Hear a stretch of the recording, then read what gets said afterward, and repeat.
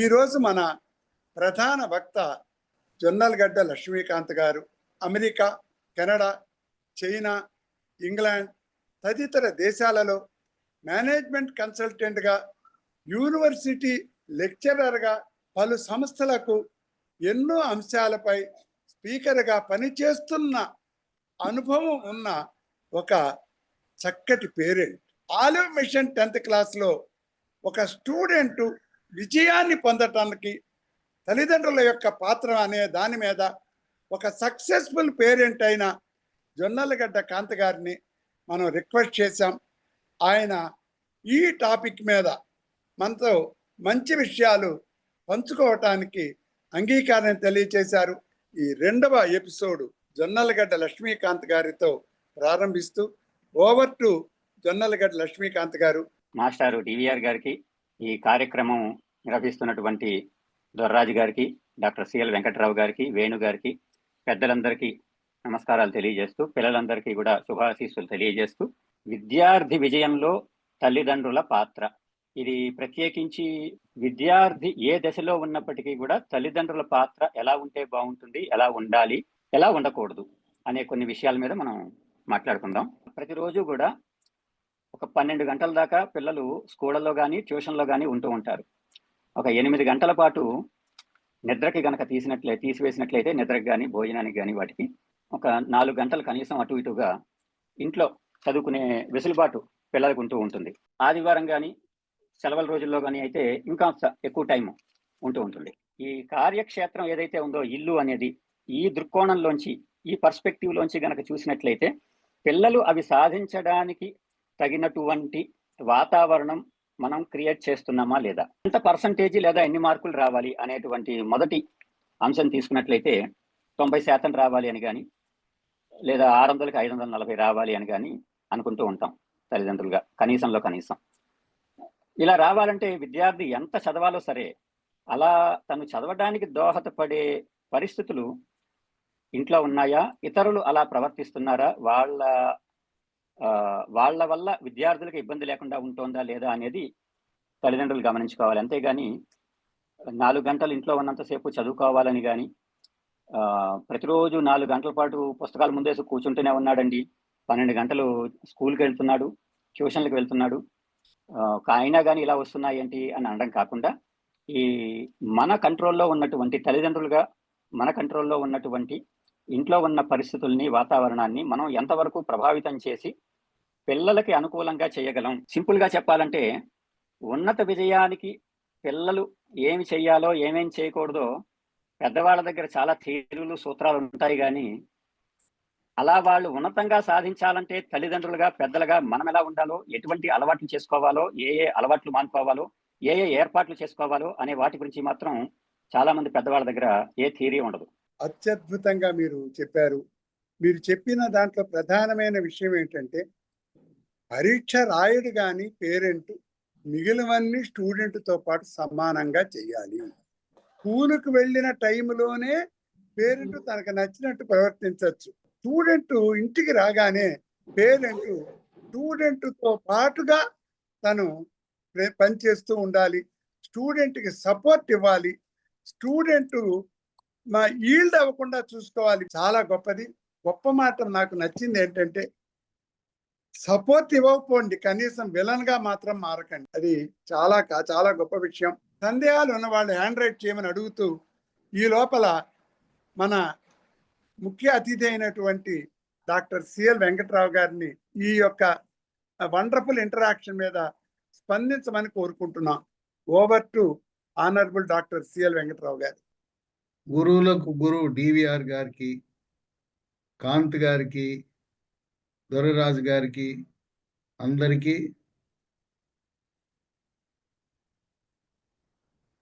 చక్కటి కార్యక్రమాన్ని ఈరోజు మనం వీక్షించాం. కాంత్ గారు, ఆయన 3 బిడ్డలు, అదృష్టవంతులు, 3 ప్రతిష్టాత్మకమైన సంస్థలు. అది సాధారణమైన పని కాదు. IIT Tirupati, IIT Chennai, IISER Bhopal. మనము మన స్కూల్లోనూ, మన జిల్లాలోనూ, మన రాష్ట్రంలోనూ పోటీ పడటం కాదు. దేశములో వివిధ రాష్ట్రాల వారితో పోటీ పడి ఐఐటీల్లో సీట్ సాధించే విధంగా తల్లి తండ్రి ఇద్దరు అనుకూలమైన వాతావరణాన్ని సృష్టించడంలో వాళ్ళు విజయం సాధించారు. ముందు తల్లిదండ్రుల విజయం. అటువంటి వాతావరణం సాయిల్ అండ్ సీడ్ థియరీ అంటారు. ఏంటి? మనం విత్తనము తడిగా తేమగా ఉన్న నేలలో విత్తనము నాటినచో అది మొక్క. పొడిగా ఉన్న నేలలో నీటి తేమ లేనప్పుడు విత్తనం వేసినా ప్రయోజనం లేదు. కనుక చక్కటి ఉదాహరణ, చాలా స్ఫూర్తిదాయకం. చక్కటి విషయాలు చెప్పారు. కొంతమంది ఇళ్ళకి అతిథులు ఎక్కువగా వస్తుంటారు, బంధువులు, స్నేహితులు. ఇంకొక అలవాటు ఉంది, పక్క ఇంటి వారు అమ్మలక్కలు వచ్చి బాతాకాని పెట్టడం, పిండి వంటలు కలిపి చేసుకోవటం, పచ్చళ్ళు కలిపి చేసుకోవటం, వడియాలు అప్పడాలు చేసుకోవడం, ఇలాంటి అలవాట్లు ఉంటాయి. కనుక పిల్లలు ఇంటర్మీడియట్, 10th ఇలాంటి ఎంసెట్, నీట్ చదువుతున్న సమయంలో ఈ అతిథుల తాకిడి, బంధువుల తాకిడి, పొరుగింటి వారి తాకిడి కొంతవరకు వారికి డిస్టర్బెన్స్. సెల్ ఫోన్ విషయానికి వస్తే సరే, ఇంట్లో మాట్లాడకుండా సైలెంట్లోనూ వైబ్రేషన్లో పెట్టి అదేదైనా ముఖ్యమైన ఫోన్ ఇన్కమింగ్ కాల్ వస్తే మనం బయటికి వెళ్ళి మాట్లాడుకో. పిల్లలు అది డబుల్ ఎడ్జ్ నైఫ్. వైఫై కానీ నెట్ కానీ చాలామంది సద్వినియోగం చేసుకుంటారు, కొద్దిమంది దుర్వినియోగం కూడా చేసుకుంటారు. ఆ వైఫై అనే దాన్ని మనం ఎంతవరకు ఉపయోగించాలో అంతవరకు ఉపయోగించాలి. మరి టీవీ కట్టేసినప్పుడు, అవసరం లేనప్పుడు రోటర్ కూడా ఆఫ్ చేయాల్సిన అవసరం ఉంటుంది. అది కూడా గమనించండి. ఎందుకంటే వైఫై వల్ల చూడకూడనివి చూస్తారు, చేయకూడనివి చేస్తారు, చూసే అవకాశం కూడా ఉంది. కొంతమంది పిల్లలు ఆ వైఫై నెట్ వల్ల కూడా చెడిపోతారు. అందుకే కొన్ని యూనివర్సిటీలు, కళాశాలలు ఏం చేస్తారంటే ఆ హాస్టల్లో కూడా ఒక వర్కింగ్ అవర్లో మాత్రమే వైఫై ఉంటుంది, మిగతాప్పుడు ఆఫ్ చేస్తారు. పిల్లలు స్కూల్ నుంచి రాగానే 4-5 సమయంలో చాలా మందికి అలవాటు ఉండదు.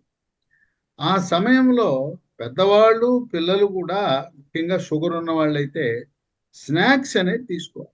స్నాక్స్ నూనెతో చేసిన వస్తువులు కాకుండా ఎలాంటివి తీసుకోవాలంటే పండ్లు, మనకు దొరికే ఫ్రూట్స్, ఒక రకం కాకుండా 2-3 రకాల ఫ్రూట్స్ ముక్కలు పెట్టడం, లేదా శనగలు, బొబ్బర్లు, అలసందలు ఇలాంటివి నానబెట్టి కొంచెం ఉడకబెట్టి కొంచెం కావాలంటే ఉప్పు కారం కొంచెం తాలింపేసి అవి పెట్టడం. దాంట్లో మాంసకృత్తులు అధికంగా ఉంటాయి, ఆ పైనుండే ఆ పొర వల్ల పీచు ఉంటుంది.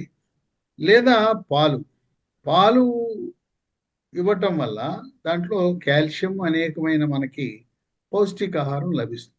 తర్వాత శారీరక ఆరోగ్యం, మానసిక ఆరోగ్యం మనకు మంచి మార్పులు వచ్చేలా చేస్తుంది. రెండింటికి యోగా, ప్రాణాయామము, ధ్యానము, వ్యాయామం, ఇవి తల్లిదండ్రులతో కలిసి వీటిలలో పాల్గొనడం వల్ల ఏకాగ్రత పెరుగుతుంది, జ్ఞాపక శక్తి పెరుగుతుంది. అది సమయం వృధా అని మాత్రం అనుకోబాకండి. మీరు చదివింది మెదడులో కంప్యూటర్ మెమరీ లాగా ఉండిపోతుంది, రేపు రీప్రొడ్యూస్ చేయగలుగుతారు. దీన్ని కూడా అలవాటు చేసుకోవడం అనేది చాలా మంచి పని. కరెంటు విషయంలో కొన్ని చోట్ల పవర్ కట్ ఉంటుంది, దానికి యూపీఎస్ఓ, ఇన్వర్టరో వాళ్ళ కోసం వాళ్ళు చదువుకునే సమయంలో అది ఏర్పాటు చేసుకోవడం పెద్ద ఖరీదేం కాదు. అన్ఇంటరప్టెడ్ పవర్ సప్లై అనేది చాలా కీలకం. కనీసం ఫ్యాన్ ఉండాలి. గ్రామీణ వాతావరణంలో నిరక్షరాస్యులు వాళ్ళు తల్లి తండ్రి ఘర్షణ పడుతుంటారు, తిట్టుకుంటుంటారు. ఇంకోటి ఏంటంటే వీడు కూర్చుని అబ్బాయి నీళ్ళు పట్టరా, మంచి నీళ్ళు పట్టరా అంటాడు. ఇలాంటి బాధ్యతలు పూర్వకాలంలో మేము చదువుకున్నప్పుడు అంటే సరిపోయింది. చెడు అలవాట్లను విసర్జించుకోవటం అనేది చాలా ప్రధానము, కీలకము. పిల్లలు వృద్ధిలోకి రావాలంటే మనము త్యాగము చేయవలెను. తల్లి ప్రాణానికి సైతం లెక్క చేయకుండా 9 నెలలు కడుపును పెట్టుకుని మోసి 1000 మంది తల్లులో ఒక తల్లి మరణం చెందుతుంది ప్రసవ సమయంలో. అంత కష్టపడిన తల్లి, తండ్రి నా కొడుకు, నా కూతురు ప్రయోజకు రావాలని కోరుకున్నప్పుడు మనం కూడా తల్లిదండ్రులుగా కొంత త్యాగం చేయవలసిన అవసరం ఉందని ఇలా చెప్పుకుంటూ పోతుంటే చాలా ఉంటాయి. ప్రశ్నలు అడగాలి మీరు. మేము ఉపన్యాసాలు చెప్పటం కాదు, పిల్లలు తల్లిదండ్రులు అడగండి. Now open for the questions. ఇవాళ టాపిక్ విద్యార్థుల విజయంలో తల్లిదండ్రుల పాత్ర. అంటే తల్లిదండ్రులు ఏ రకంగా ఉంటే విద్యార్థులు విజయాలు, అత్యద్భుతమైన విజయాలు సాధిస్తారు అనే దాని మీద మాత్రమే ఈరోజు పెట్టాం. అలాగే డాక్టర్ గారు, కాంత గారు చెప్పినట్లు మనం 60 లెవెల్లో ఉంటే 70కి వెళ్ళాలి, 70లో ఉంటే 80కి వెళ్ళాలి, 80లో ఉంటే 90 వెళ్ళాలి, 90లో ఉంటే 90 నుంచి 100కి వెళ్ళటానికి ఒక్కొక్క మార్కే ఇంపార్టెంట్. జంప్ 90 to 100 రాదు, 90 to 91, 92 slow process, overnight అవ్వం. ఈ రోజు ఈ కార్యక్రమంలో స్వాగతోపన్యాసం పలికిన డివిఆర్ గారికి ఆద్యంతం అద్భుతంగా సూచనలు ఇచ్చినటువంటి మన కాంత్ గారు, నిజంగా కాంత్ గారు చెప్తుంటే మళ్ళీ వెళ్ళిపోయి చదువుకోవాలనిపించేస్తుంది. సో చాలా బాగా చెప్పారు. పేరెంటింగ్ లో మేము ఎన్నో మిస్టేక్స్ చేశాం, అవన్నీ కూడా మాకు కళ్ళకి కట్టినట్టు చెప్పారు. అంటే నిజంగా చెప్పాలంటే మేము చాలా పెద్ద తప్పులే చేశాం పేరెంట్స్ గా. బట్ ఇప్పుడుండే జనరేషన్ ఆ పొరపాట్లు చేయొద్దు, మోర్ ఫోకస్ పెట్టండి. అలాగే ఆహారపు అలవాట్ల గురించి కూడా చాలా చక్కగా చెప్పుకుంటూ వచ్చారు. గుడ్ అండి. మీ అందరి కోఆపరేషన్ తో ఈ ప్రోగ్రామ్ చాలా చాలా అద్భుతంగా జరుగుతుంది. అంటే డెఫినెట్ గా ఇది పిల్లలకి చాలా మంచి ఉపయోగం, పేరెంట్స్ కి కూడా చాలా మంచి సబ్జెక్ట్ ఇచ్చిన మన కాంత్ గారికి స్పెషల్ థ్యాంక్స్. ఈ కార్యక్రమాన్ని నడిపించిన డివిఆర్ గారికి, వెంకటరావు గారికి, అలాగే వేణు గారు ఆఫ్లైన్ లో ఉండి ఆన్లైన్ లో ఉండి ఆయన కూడా నడిపిస్తున్నారు. అలాగే ఆలివ్ టీమ్ కి అందరికీ పేరు పేరున ధన్యవాదాలు. అమ్మ పిల్లలు, మీరు దయచేసి మీ ఫ్రెండ్స్ కి, మీ ఫ్రెండ్స్ వాళ్ళ పేరెంట్స్ కి కూడా ఇన్ఫర్మేషన్ ఇవ్వండి. ఈ నాలెడ్జ్ షేర్ చేయడం వల్ల వాళ్ళకు కూడా కొంత ఉపయోగపడుతుంది. కాబట్టి అందరికీ ఈ సమాచారాన్ని అందించి మరింత మంది ఈ అవకాశాన్ని ఉపయోగించుకునే విధంగా ప్రయత్నించవలసిందిగా కోరుతున్నాం.